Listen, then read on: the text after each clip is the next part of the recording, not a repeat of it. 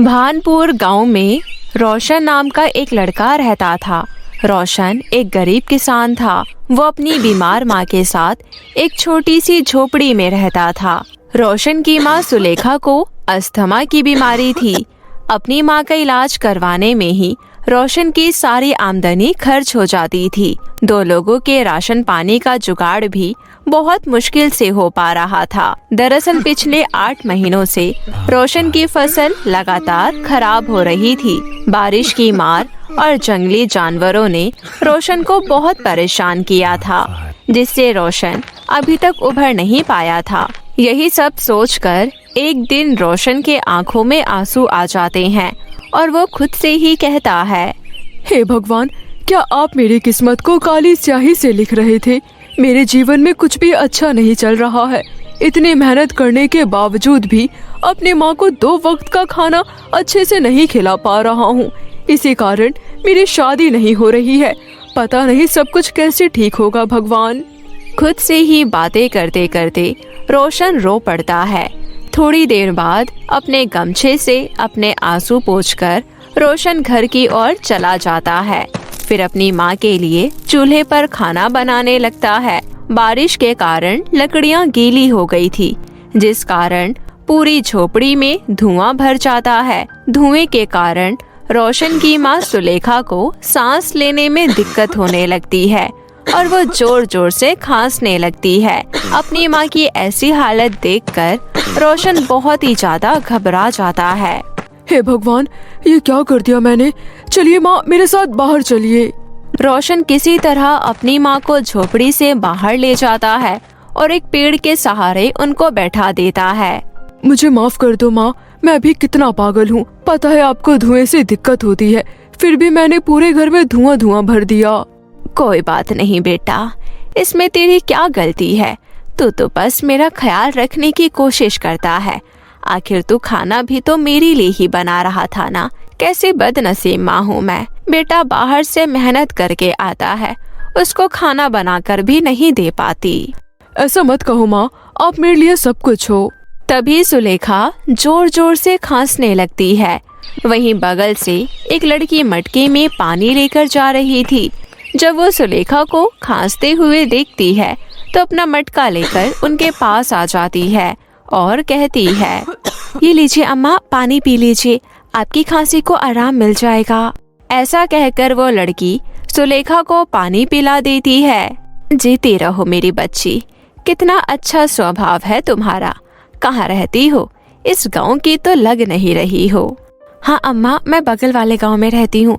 मैं अनाथ हूँ, मेरे माता पिता नहीं है, लेकिन आपको देखकर मुझे मेरी माँ की याद आ गई। बिल्कुल आप जैसी ही दिखती थी वो। मुझे भी तू अपनी माँ ही समझ बेटी। सुलेखा, रोशन और शांति आपस में ढेर सारी बातें करती हैं। अब जब भी शांति वहाँ पर पानी भरने आती तो सुलेखा से जरूर मिला करती थी। सूरज का स्वभाव भी शांति के प्रति बहुत अच्छा था। सुलेखा को शांति और रोशन की जोड़ी बहुत अच्छी लगती थी। एक दिन सुलेखा शांति से कहती है, बेटी तू मुझे बहुत अच्छी लगती है, तेरा स्वभाव भी बहुत अच्छा है। क्या तू मेरी बहू बनना चाहेगी? हम तुझे धन दौलत तो नहीं दे पाएंगे, लेकिन गरीबी में तू मेरे बेटे के साथ बहुत खुश रहेगी। मैंने खुद अपना जीवन गरीबी में काटा है अम्मा जी, मुझे गरीबी से कोई दिक्कत नहीं है। और रही बात रोशन जी की, तो वो बहुत भले इंसान है, मैं उनसे शादी करने के लिए तैयार हूँ। शांति के मुँह से ये बात सुनकर सुलेखा बहुत खुश हो जाती है और सिंपल तरीके से अपने बेटे की शादी शांति के साथ करवा देती है। जिसके बाद शांति धीरे धीरे अपने ससुराल को अच्छे से संभाल लेती है। वो चूल्हे पर खाना पकाती थी, नदी से पानी लेकर आती थी और अपनी सास का भी बहुत ख्याल रखती थी। इतना ही नहीं, वो अपने पति रोशन के साथ खेत में काम करने में उसकी मदद भी कराती थी। शांति, घर में तुम्हारे आने के बाद ऐसा लगता है मेरी आधी टेंशन खत्म हो गई है। सारा भार तुमने अपने कंधों पर उठा लिया है। देखो, तुम्हारी मदद से मैंने इस बार खेत में काम किया है। खेत में फसल आनी भी शुरू हो गई है। बस कुछ दिन तक इन फसल को कुछ ना हो। अगर भगवान की कृपा बनी रही तो इस बार अच्छे दाम मिल जाएंगे हमें। फिर मैं तुम्हारे लिए एक तोहफा जरूर लेकर आऊंगा।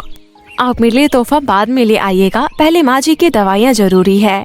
तुम बहुत अच्छी हो शांति। तुम्हारे पास तुम्हारी माँ की निशानी सिर्फ एक सोने का कंगन ही था। मेरे खेत के लिए तुमने वो कंगन भी बेच दिए। पता नहीं मैं तुम्हारा इतना सारा एहसान कैसे उतारूंगा। अब आप एहसान की बात मेरे साथ मत कीजिए, मैं आपकी पत्नी हूँ। हमारा सुख और दुख सब एक है। और कंगन का क्या है, कंगन दोबारा आ जाएंगे। और रही बात माँ की, तो माँ मेरे दिल में बसती है। शांति की इतनी अच्छी बातें सुनकर रोशन शांति को गले से लगा लेता है। इसी तरह 2 महीने बीत जाते हैं। रोशन की फसल बड़ी हो गई थी और वो धीरे धीरे पकने भी लगी थी। कुछ दिनों बाद जब कटाई का समय आता है तो उनके गांव में बाढ़ आ जाती है, जिस कारण रोशन के खेत के साथ और भी गरीब लोगों के खेत उजड़ जाते हैं। रोशन और उसके परिवार पर एक बार फिर से विपत्ति आ जाती है। हे भगवान, मैं तो लुट गया, बर्बाद हो गया। अब और हिम्मत नहीं बची है मुझ में। मुझे माफ कर दो शांति, मैंने तुम्हारे पैसे भी डुबा दिए। हे भगवान, तुम गरीबों के साथ ऐसा क्यों करता है? पता नहीं बहू, भगवान हमारे से क्या चाहते हैं और कितना दुख देना चाहते हैं हम गरीबों को। तभी शांति वहाँ से भागकर रोते रोते नदी किनारे आ जाती है और अपने दुख बयां करने लगती है। तभी पीछे पीछे रोशन भी वहाँ आ जाता है। उसी वक्त शांति का पैर फिसल जाता है और वो नदी में गिर जाती है, जिसके बाद रोशन रोते हुए कहता है, हे भगवान, क्या करूं? तो मेरी कैसी परीक्षा ले रहा है? मुझे तो तैरना भी नहीं आता। शांति, शांति तुम कहाँ हो? क्या मेरी आवाज तुम्हारे तक जा रही है? हे भगवान, शांति को वापस लौटा दो। दूसरी तरफ डूबती हुई शांति को एक खूबसूरत सी जल परी बचा लेती है और कहती है, तुम्हारा पति तुम्हें हताश होकर ढूंढ रहा है शांति। मैं तुम्हें कुछ शक्तियों के साथ वापस भेज रही हूँ। अपनी जादुई शक्तियों से मैंने तुम्हारे बारे में सब कुछ जान लिया है। बार बार तुम्हारे पति का खेत उजड़ जाता है और तुम्हारे घर में गरीबी छाई हुई है। तुम्हारी सास भी बीमार है। आखिर आप ऐसा क्या करने वाली हो? मैं तुम्हारे बाल जादुई सोने के बाल बना रही हूँ, जो सिर्फ एक नेक दिल इंसान को ही दिखेंगे। कुल मिलाकर अब से तुम्हारे बाल जादुई होंगे, जिनके सहारे तुम कुछ भी कर सकती हो। आपका बहुत बहुत शुक्रिया जलपरी जी। अब मुझे नदी से बाहर भेज दीजिए, मेरे घर वाले बहुत परेशान हो रहे होंगे। शांति के अंदर जादुई शक्तियाँ आ जाती है। नदी से बाहर निकलकर वो अपने पति को गले से लगा लेती है। तुम वापस आ गए शांति, मैं तो डर गया था कहीं तुम्हें कुछ हो ना जाए। तुम ठीक तो हो ना? आप मेरी फिक्र मत कीजिए जी, मैं बिल्कुल ठीक हूँ। मुझे तैरना आता है। अब देखिएगा सब कुछ ठीक हो जाएगा। ऐसा कहते कहते शांति रुक जाती है और अपने मन में सोचने लगती है, नहीं, मैं अपने जादू के बारे में इन्हें नहीं बता सकती। कहीं ये जानकर कि मेरे अंदर जादुई शक्तियाँ हैं, इन्होंने मुझे छोड़ दिया तो मैं चुपचाप इनकी मदद करूँगी। इसके बाद दोनों पति पत्नी वापस घर लौट जाते हैं, जहाँ पर शांति अपने जादू से बहुत स्वादिष्ट खाना तैयार करती है और अपनी सास और पति को खिलाती है।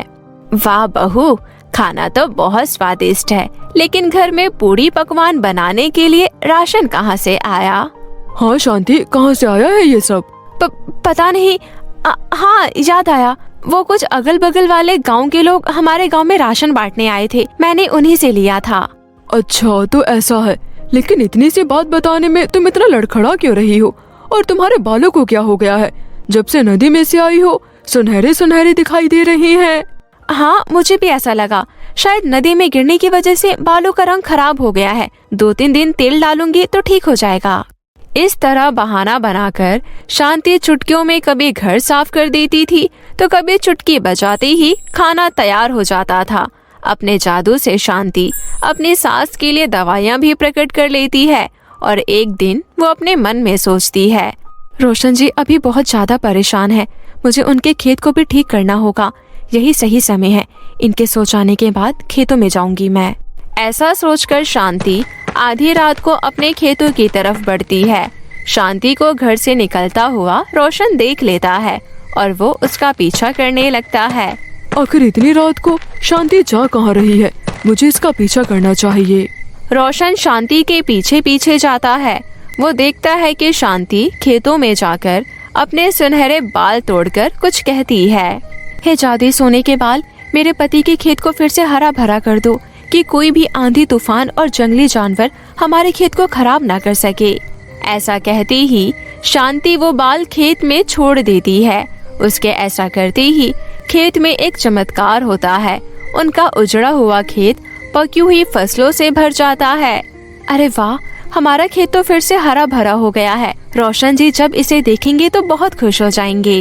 रोशन शांति के नजदीक आता है और कहता है, खुशी का तो पता नहीं, लेकिन मैं हैरान जरूर हो गया हूँ शांति। क्या है ये सब? तुमने जादू कैसे किया?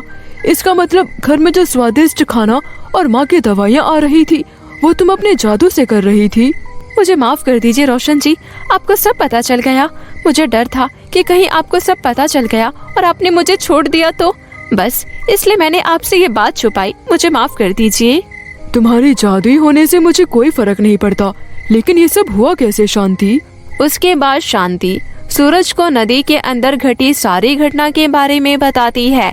सारी बात जानकर रोशन बहुत खुश होता है और शांति को लेकर घर आ जाता है। उसके बाद वो दोनों मिलकर माँ को भी सारी बात बताते हैं। सारी बात जानकर सुलेखा कहती है, बहू तुझे डरने की कोई जरूरत नहीं है। अगर तू जादू कर सकती है तो मेरा चश्मा ला दे, मुझे कुछ दिखाई नहीं देता है। शांति हंसती है और अपने जादू से सुलेखा के लिए चश्मा प्रकट कर देती है। चश्मा पाकर सुलेखा बहुत खुश होती है। धीरे धीरे शांति अपने जादू से अपना घर पक्का कर लेती है और घर में जरूरत की सारी चीज भी ले आती है। और इस तरह शांति के जादुई बालों के कारण रोशन और उसके परिवार का जीवन खुशी खुशी व्यतीत होने लगता है। गोरी और काली बहन का ससुराल। ये कहानी पायल और अंजलि की है। वो दोनों जुड़वा बहनें थीं। उनका रंग, रूप, कद सब एक जैसा था। बस उनमें इतना फर्क था कि पायल का रंग बहुत ही ज्यादा गोरा और अंजलि का रंग बहुत ही ज्यादा काला था। बचपन से ही अपने काले रंग के कारण अंजलि को बहुत कुछ सुनने को मिलता था। यहाँ तक कि उनके रिश्तेदार भी ताने देने से पीछे नहीं हटते थे। क्यों रे अंजलि, तेरी शादी कैसे होगी? तेरा रंग इतना काला है, कोई लड़का तुझे पसंद कैसे करेगा? हाँ, लड़का तुझे देखने आएगा और पायल को ब्याह कर ले जाएगा। ये सब सुनकर अंजलि को बहुत बुरा लगता था, लेकिन पायल हमेशा उसके साथ खड़ी रहती थी। क्यों नहीं होगी अंजलि की शादी? आप लोग देख लीजिएगा, पहले अंजलि की शादी होगी, उसके बाद ही मेरी होगी। अच्छा जी, फिर तो तू जिंदगी भर कुंवारी ही रह जाएगी। कोई बात नहीं, हम रह लेंगे जिंदगी भर कुंवारे। आपको कोई दिक्कत? पायल के इस जवाब के बाद दोनों औरतों का मुंह बंद हो जाता है। इसी तरह एक दूसरे का साथ देते हुए दोनों बहनें बड़ी हो गईं। उनके माता पिता ने उनके लिए लड़का देखना शुरू कर दिया। एक दिन दोनों की माँ दोनों से बोली, पायल बेटी, पहले तेरी शादी करवा देते हैं, उसके बाद हम अंजलि की शादी करवा देंगे। हाँ माँ, तुम सही कह रही हो, यही ठीक रहेगा। मेरी शादी का कोई भरोसा नहीं है कि होगी भी कि नहीं, इसलिए आप पहले पायल की शादी करवा दीजिए। नहीं, बिल्कुल भी नहीं। जब तक तेरी शादी नहीं हो जाती मैं शादी नहीं करूँगी। बचपना मत कर पायल, तू सुंदर है, गोरी है, तेरी शादी तुरंत हो जाएगी। लेकिन मेरी बात अलग है, पता नहीं लड़के मुझे पसंद करेंगे भी कि नहीं। शायद मैं पूरी जिंदगी कुंवारी रह जाऊँ। तो फिर तेरे साथ मैं भी कुंवारी रह जाऊंगी। पायल जिद पकड़कर बैठ जाती है। इसलिए उनके माता पिता पहले अंजलि के लिए लड़का देखने लगते हैं। 2-3 लड़के अंजलि को देखने आए भी थे, लेकिन उन्होंने अंजलि का काला रंग देखकर रिश्ते से मना कर दिया और पतली गली से निकल लिए। तब एक दिन अंजलि के पिता ने कहा, मुझे लगता है भाग्यवान अंजलि की शादी करवाने के लिए हमें दहेज में बहुत पैसे देने होंगे, नहीं तो कोई मेरी बेटी से शादी नहीं करेगा। उन लोगों ने 6 लाख दहेज का ऐलान किया, जिसके बाद विनोद नाम का एक लड़का अंजलि को देखने आया। अंजलि को देखने के बाद विनोद कहता है, देखिए आपकी बेटी तो बहुत ही ज्यादा काली है। इतनी काली लड़की से शादी के बारे में मैंने नहीं सोचा था बेटा, इसीलिए तो मैं 6 लाख दहेज दे रहा हूँ और साथ में एक गाड़ी भी। हाँ वो सब तो ठीक है, लेकिन फिर भी इतनी काली लड़की नहीं चाहिए मुझे। ये सारी बातचीत हो ही रही थी कि तभी वहाँ पर पायल आ जाती है। पायल को देख विनोद उस पर फिदा हो जाता है और कहता है, ये कौन है? ये भी मेरी बेटी है, इसका नाम पायल है। अंजलि और पायल दोनों जुड़वा बहनें हैं। ये तो बहुत खूबसूरत है, आप इसी से मेरी शादी क्यों नहीं करवा देते हैं? मुझे तो ये बहुत अच्छी लग रही है। तभी पायल कहती है, माफ कीजिएगा, लेकिन मैं शादी नहीं कर सकती। जब तक मेरी बहन अंजलि की शादी नहीं हो जाती तब तक मैं कोई शादी नहीं करने वाली। तभी विनोद के दिमाग में एक आइडिया आता है और वो कहता है, मैं अंजलि से शादी करने के लिए तैयार हूँ, लेकिन मुझे पैसे और गाड़ी के साथ अंजलि की छोटी बहन पायल भी चाहिए। क्या मतलब? तुम कहना क्या चाहते हो? मतलब ये कि तुम्हारे साथ तुम्हारी छोटी बहन भी कुछ दिनों के लिए मेरे घर पर चलकर रहेगी। ये तुम कैसी बातें कर रहे हो विनोद बेटा, ऐसा कभी नहीं हो सकता। क्यों नहीं हो सकता है अंकल? साली तो आधी घर वाली होती है ना। पर मैं तो सिर्फ कुछ महीनों के लिए पायल को अपने साथ ले जाना चाहता हूँ। विनोद की इस बात से घर में चुप्पी छा जाती है। तभी पायल कहती है, ठीक है, मुझे मंजूर है। अगर मेरे ऐसा करने से अंजलि की शादी हो जाती है तो मुझे कोई परेशानी नहीं है। पायल मान जाती है और अंजलि की शादी पक्की हो जाती है। कुछ दिनों बाद विनोद बारात लेकर आता है और अंजलि के साथ उसकी शादी हो जाती है। अंजलि के पिता ने विनोद को एक नई गाड़ी दी थी। उसी गाड़ी में वो अंजलि के साथ बैठ जाता है। अरे पायल, तुम भी आओ, तुम भी जाओगी ना हमारे साथ? हाँ हाँ, आ रही हूँ। अंजलि, तुम आगे वाली सीट पर जाकर बैठ जाओ, क्योंकि पायल मेरे साथ बैठेगी। लेकिन क्यों? तुम्हारी बीवी तो मैं हूँ ना। हाँ, बीवी तो तुम ही हो, लेकिन मेरे साथ पायल बैठेगी तो मेरे मोहल्ले में मेरा नाम होगा कि मेरी बीवी सुंदर है। विनोद की बात सुनकर अंजलि को बहुत दुख होता है, क्योंकि उसका पति उसके साथ बैठकर नहीं जाना चाहता था। अंजलि सामने की सीट पर जाकर बैठ जाती है और पायल को पीछे विनोद के साथ ही बैठना पड़ता है। विनोद के घर के सामने गाड़ी जाकर रुक जाती है और विनोद पायल को लेकर गाड़ी से बाहर उतरता है। सब लोग पायल को ही घूर घूर कर देख रहे थे। अरे, वो विनोद के साथ जो वो लड़की है बहुत खूबसूरत है। अंजलि की तरफ कोई ध्यान ही नहीं दे रहा था। घर के अंदर जाने के बाद भी विनोद पायल को लेकर ही बिजी हो गया। सब लोग पायल के पीछे पीछे ही भागने लगे। अरे, आप सब मेरे पास क्यों बैठे हो? दुल्हन मैं नहीं हूँ, दुल्हन तो मेरी बहन अंजलि है। तभी विनोद की माँ मनोरमा कहती है, लेकिन असल में दुल्हन तो तुम्हें ही होना चाहिए था बेटी। खैर, अब क्या ही कर सकते हैं। अंजलि बहू, तुम अपने कमरे में चली जाओ।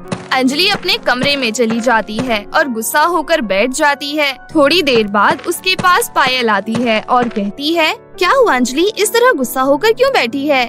गुस्सा होकर नहीं बैठूं तो क्या करूं? तू तो बहुत खुश होगी ना, क्योंकि सब लोग तुझे इतना भाव जो दे रहे हैं। ये तू क्या बोल रही है अंजलि? मैं तो यहाँ आना भी नहीं चाहती थी। तेरी शादी हो जाए इसलिए मुझे यहाँ आना पड़ा। हाँ, बहुत एहसान कर दिया तूने मेरे ऊपर। पायल और अंजलि में झगड़ा हो जाता है। जिंदगी में पहली बार दोनों के बीच झगड़ा हुआ था। अंजलि ने पूरा दिन पायल का चेहरा भी नहीं देखा। दूसरी तरफ विनोद और मनोरमा आपस में बातें करने लगे। बेटा, मुझे तो पायल जैसी बहू ही चाहिए थी। तूने फालतू में इस काली कलूटी से शादी कर ली। अरे माँ, तुम अपने बेटे को क्या इतना बुद्धू समझती हो? इसलिए तो मैंने पायल को 3 महीने के लिए यहाँ बुलाया है। अगर मैं पायल से शादी करता तो ना ही मुझे गाड़ी मिलती और ना ही पैसे मिलते। अब देखो, मुझे दहेज भी मिल गया और पायल भी इस घर में आ गई। इन कुछ महीनों में मैं पायल को अपने प्यार के जाल में फंसा लूंगा और फिर उसके बाद आप समझ जाओ। अरे वाह बेटा, तेरा तो बहुत दिमाग चलता है। मैं भी इन कुछ महीनों में पायल की खूब खातिरदारी करूँगी। बस फिर क्या था, दोनों ने अपना काम शुरू कर दिया। सुहाग रात वाले दिन विनोद अंजलि के कमरे में गया ही नहीं। वो तो पूरी रात अपनी साली के साथ बैठकर गप्पे लड़ाता रहा। अरे जीजू, आज तो आपकी सुहाग रात है। मेरी बहन आपका इंतजार कर रही है, जाओगे नहीं क्या? नहीं पायल, मेरा मन नहीं है जाने का। मुझे यहाँ तुम्हारे साथ ज्यादा अच्छा लग रहा है। दूसरी तरफ अंजलि विनोद के इंतजार में रोते रोते थक कर सो जाती है। अगले दिन से पायल के साथ महारानियों की तरह बर्ताव किया जाने लगा। पायल बेटा, बताओ क्या खाओगी नाश्ते में? मुझे तो गोभी के पराठे पसंद है आंटी जी। फिर तो आज गोभी के पराठे ही बनेंगे। अंजलि बहू, जाओ सबके लिए गोभी का पराठा बना दो। लेकिन मम्मी जी, मेरा तो कुछ और खाने का मन कर रहा है। तुम्हारा जो मन कर रहा है तुम वो कभी और खा लेना। आज तो पायल की पसंद के गोभी के पराठे ही बनेंगे। अंजलि गुस्से में रसोई में चली जाती है और खुद से ही कहती है, पता नहीं ये पायल यहाँ पर क्यों आई है। ऐसा लग रहा है जैसे वो इस घर की बहू है और मैं इस घर की नौकरानी हूँ।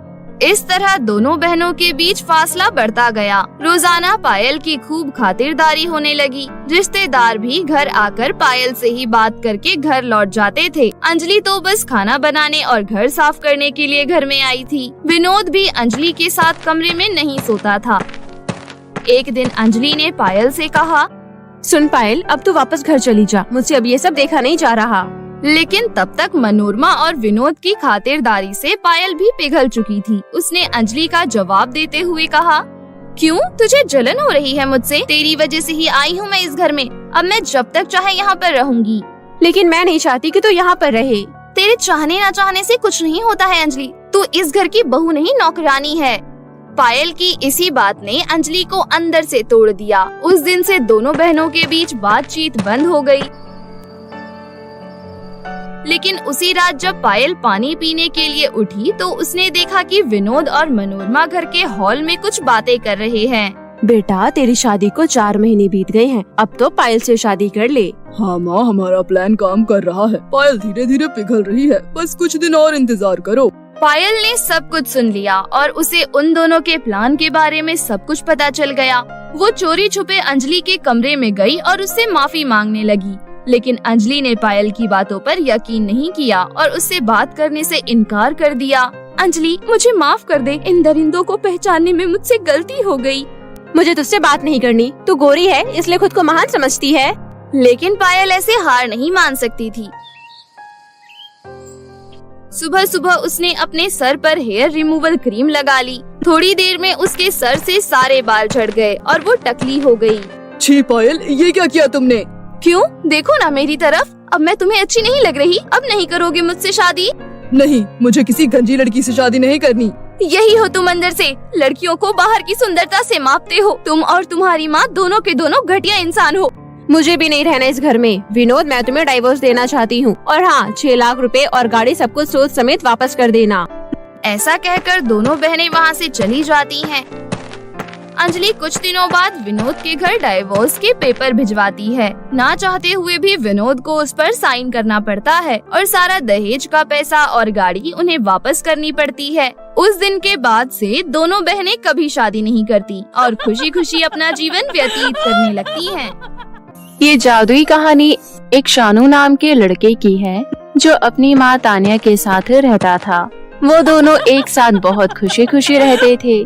तानिया अपने पति के गुजरने के बाद उनकी कंपनी खुद ही संभालती है, साथ ही अपने बेटे शानू को भी समय देती है। शानू को बीच पर जाना बहुत पसंद था, इसलिए तानिया को जब भी समय मिलता वो उसे बीच पर घुमाने ले जाती और उसके साथ मिलकर रेत का महल भी बनाया करती। हर महल की एक अलग कहानी शानू अपनी माँ तानिया को सुनाया करता था। एक दिन शानू अपनी माँ के साथ अपने घर के गार्डन में खेल रहा था। तभी वरुण नाम का एक बहुत बड़ा बिजनेसमैन उनके घर आया।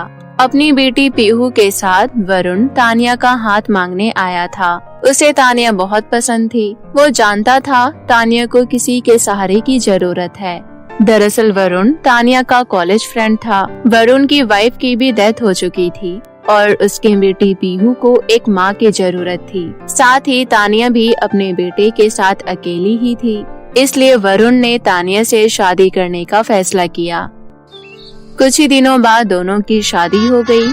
तानिया शानू के साथ वरुण के घर में शिफ्ट हो गई। इस बात से शानू बिल्कुल खुश नहीं था। घर आते ही सभी खाना खाने के लिए डाइनिंग टेबल पर बैठे थे और शानू अपनी अलग ही सोच में था। माँ ने शादी क्यों कर ली? माँ और मैं साथ खुश थे, अब तो माँ मुझे समय भी नहीं देगी।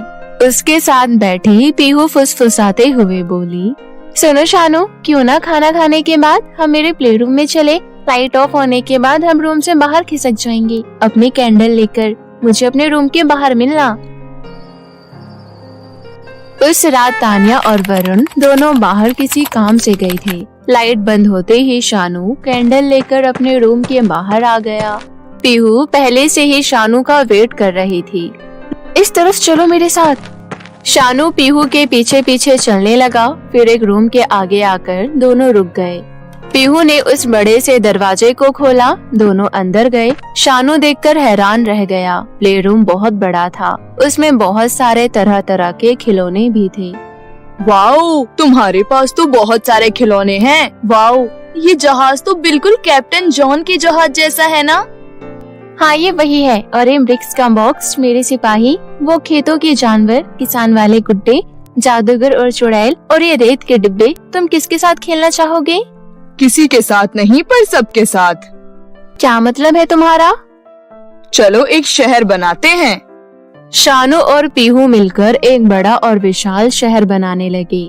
शहर बनने के बाद बहुत सुंदर लग रहा था और बहुत विशाल भी। तभी अचानक घर की देखभाल करने वाली नैनी प्ले रूम के बाहर आ जाती है। अंदर कौन है? ओह नहीं!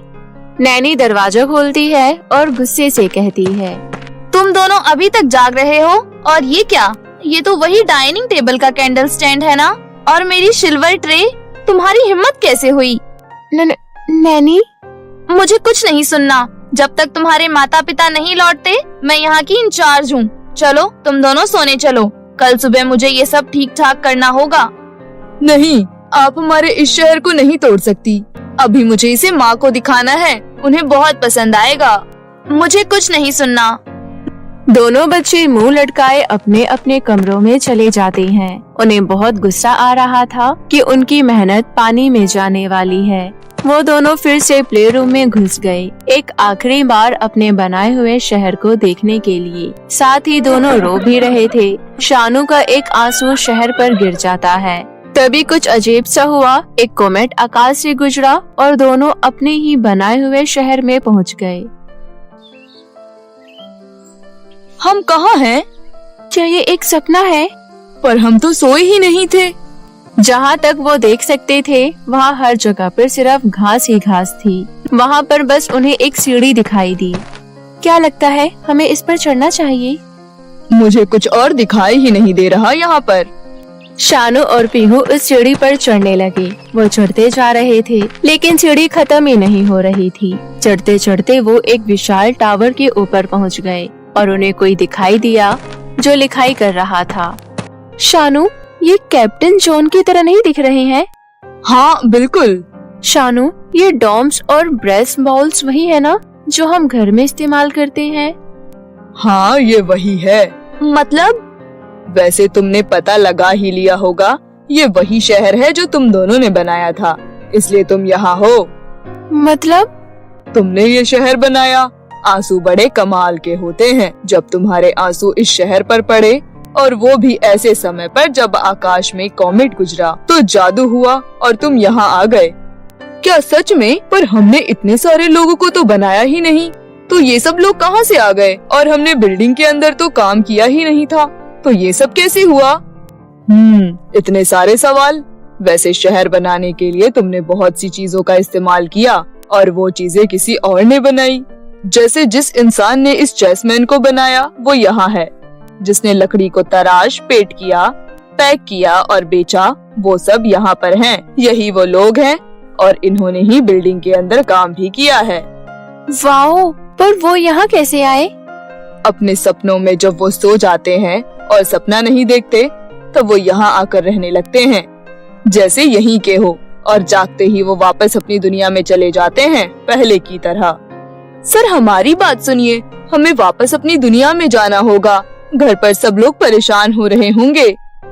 उसके लिए कम से कम तुम्हें 2 अच्छे काम करने होंगे। उसमें से एक मिशन होगा तुम्हारे लिए। हम जरूर उस मिशन को पूरा करना चाहेंगे, पर सर उसमें बहुत समय लगेगा। नहीं, यहाँ ऐसा नहीं होता। अगर तुम यहाँ पर 1000 साल भी रह लो तो भी वापस जाओगी तो वो एक पल जैसा लगेगा। क्या? सच में? ओके, तो हमारा मिशन क्या है? यहाँ से थोड़ी दूर एक आइलैंड है, हैप्पी आइलैंडर का आइलैंड। वहाँ लोग खुश हैं, पर उन्हें एक चीज का डर है। किसी तरह तुम्हें उनके डर को मिटाना होगा। मैं तुम्हारे जाने का इंतजाम कर देता हूँ। जब शानू और पीहू हैप्पी आइलैंडर के आइलैंड पहुँचे तो वहाँ के लिटिल शेफ ने उनका अच्छे से स्वागत किया। शेफ के पास एक तोता भी था। आइए आइए, आपका स्वागत है। उम्मीद है आपको भूख लगी होगी। इस तरफ आइए। दोनों उस लिटिल शेफ के पीछे पीछे चलने लगते हैं और उसके महल को देखकर शानू को याद आता है। इस आइलैंड को तो मैंने और माँ ने मिलकर बीच पर बनाया था और हमने इसका नाम हैप्पी आइलैंड रखा था। जो कुछ भी तुमने बनाया है वो सब यहाँ पर है। शानू और पीहू की शान में एक बहुत बड़ी दावत का इंतजाम किया गया था। उन दोनों ने पेट भरकर खाना खाया और फिर बीच पर बॉन फायर जलाकर शेफ के साथ बैठे बातें करने लगे। हमें बताया गया है कि तुम किसी चीज से डरते हो, वो क्या है? बताओ हमें। हम लोगों को लहरों से डर लगता है। ऐसा लगता है एक दिन एक बहुत बड़ा तूफान आएगा और लहरें उठेंगी और आइलैंड डूब जाएगा। ये तो सच में डरने की बात है। हाँ, अब तुम लोगों को हमारी मदद करनी होगी। शानू और पीहू ने अच्छे से सोचा कि कैसे वो सागर की लहरों को उठने से रोक सकते हैं। बहुत दिन बीत गए और एक दिन, अगर हम सागर को अलग नहीं कर सकते तो हम आइलैंड को तो अलग कर सकते हैं ना? बिल्कुल सही। क्या बात है पीहू? क्या हुआ? हमें कैप्टन जॉन की जरूरत है। तभी कैप्टन वहाँ पर प्रकट हो जाते हैं। फिर शानू कहता है, क्या आपको वो हाई टावर दिख रहा है? हमें एक बोट बनानी होगी, एक बहुत बड़ा शिप। मतलब कि जब आप टावर पर हो और सागर में तूफान आए तो हमारे हैप्पी आइलैंड उस शिप में जा सके, जो आसानी से पानी में तैरेगा और हमारा आइलैंड भी सुरक्षित रहेंगे। क्या बात है शानू, ये कमाल का आइडिया है। और इस तरह बीच पर एक बहुत बड़ी शिप बनाई गई। अब हैप्पी आइलैंडर को डर नहीं लग रहा था। और उसी रात को जब शिप तैयार हुई तब बहुत बड़ी लहरें उठने लगी। उस आइलैंड पर अलार्म बजने लगा। हर आइलैंडर और जानवर उस शिप में चला गया और उसे अंदर से बंद कर दिया। तूफान आते ही शिप तैरने लगा। ये कई दिनों और कई रातों तक तैरती रही। और एक दिन, शानू, एक न एक दिन बोट में जो खाना है वो खत्म हो जाएगा और जानवरों को घूमने के लिए और आजाद जिंदगी के लिए खुली जगह की जरूरत होगी। आइलैंडर सेटल हो जाए उसके लिए हमें कोई जगह ढूंढनी होगी। पर कहाँ? तुमने शायद एक और आइलैंड बनाया था ना? शानू सोचने लगता है। तभी उसे याद आता है कि उसकी माँ और उसने मिलकर एक आइलैंड और बनाया था। राजकुमार और राजकुमारी के आइलैंड में पेड़ होंगे जिसमें चॉकलेट उगेंगे, फूल जो जेली और आइसक्रीम के होंगे। ऐसे पेड़ होंगे जहाँ पर फूल फल दोनों एक साथ उगेंगे। और वहाँ तक सागर की लहरें नहीं पहुँच पाएंगी। वो हमेशा के लिए सुरक्षित रहेगा। पैरोट, तुमने ही बताया था ना कि जो भी अब तक मैंने बनाया है वो सब यहाँ पर है। हाँ, मुझे राजकुमार और राजकुमारी के आइलैंड पर ले चलो। दाएं मोड़ो कैप्टन। शिप उस आइलैंड पर पहुंचा जो शानू और उसकी माँ तानिया ने मिलकर बनाया था। शानू जहाज के किनारे पर पहुंचते ही तुरंत जहाज से नीचे कूदा और नरम घास पर दौड़ने लगा। पर जैसे ही दूसरों ने कोशिश की, घास नुकीली हो गई। ये सब क्या है? मुझे तो कुछ समझ ही नहीं आ रहा। तभी शानू फिर से सोचता है। उसे याद आता है कि उसने अपनी माँ से कहा था कि इस आइलैंड पर उसकी माँ तानिया और उसके सिवा और कोई नहीं आ सकता। अरे नहीं, अब मैं समझा, इसलिए मेरे अलावा और कोई यहाँ पर नहीं आ पा रहा। काश माँ यहाँ पर होती। तभी शानू को पेड़ के पीछे उसकी माँ नजर आने लगी। वो दौड़ता हुआ वहाँ पर जाता है। माँ, आप यहाँ? हाँ बेटा, मैं यहाँ एक सपने में आई क्योंकि तुम चाहते थे कि मैं यहाँ आऊँ। माँ, ये आइलैंड कितना सुंदर है। ये आइलैंड तुमने और मैंने ही बनाया था ना?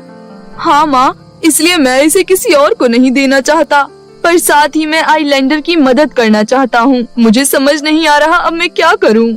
शानू, आइलैंड की ज्यादा जरूरत किसी है? मैंने कहा था कि तुम्हारे और मेरे अलावा इस आइलैंड पर और कोई नहीं आएगा।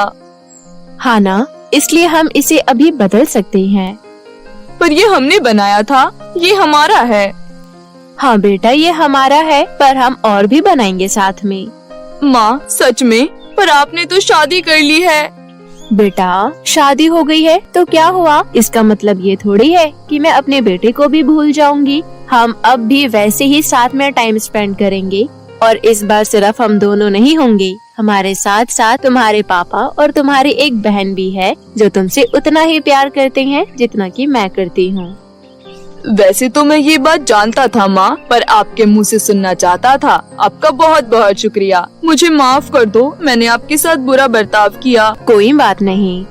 इतना कहकर तानिया वहाँ से चली जाती है। उसके बाद शानू ने अपना आइलैंड इन हैप्पी आइलैंडर्स को दे दिया, जहाँ पर वो हमेशा खुश और सुरक्षित रहेंगे। शानू को शुक्रिया करने के बाद और पेड़ से खूब सारी जेली और आइसक्रीम खाने के बाद कैप्टन जॉन ने एक ऐलान किया। तुम दोनों ने बहुत अच्छा काम किया। तुम दोनों ने न सिर्फ आइलैंडर के मन से डर हटा दिया, बल्कि तुम दोनों ने उनके रहने के बारे में सोचा। और शानू, तुम तुमने उन्हें ये आइलैंड दिया जो तुम्हारे लिए बहुत कीमती था। तुम दोनों बहुत ही दयालु और रहमदिल हो। अब वादे के अनुसार मैं तुम्हें तुम्हारी दुनिया में भेज दूंगा। उसके बाद शानू और पीहू ने अपने आप को उसी प्ले रूम में पाया। क्या ये सच था? हाँ बिल्कुल, मेरे पास उस पेड़ से निकली जेली भी है हम दोनों के लिए, और ये पत्ते आइलैंडर की निशानी। Wow, thank you. शानू और पीहू अपने इस एडवेंचर को कभी नहीं भूलेंगे। साथ ही अब शानू भी अपने सौतेले पिता और बहन के साथ ठीक से रहने लगता है। उसकी माँ अब उसके और पीहू दोनों के साथ समय बिताती है। सभी खुशी खुशी साथ रहने लगते हैं।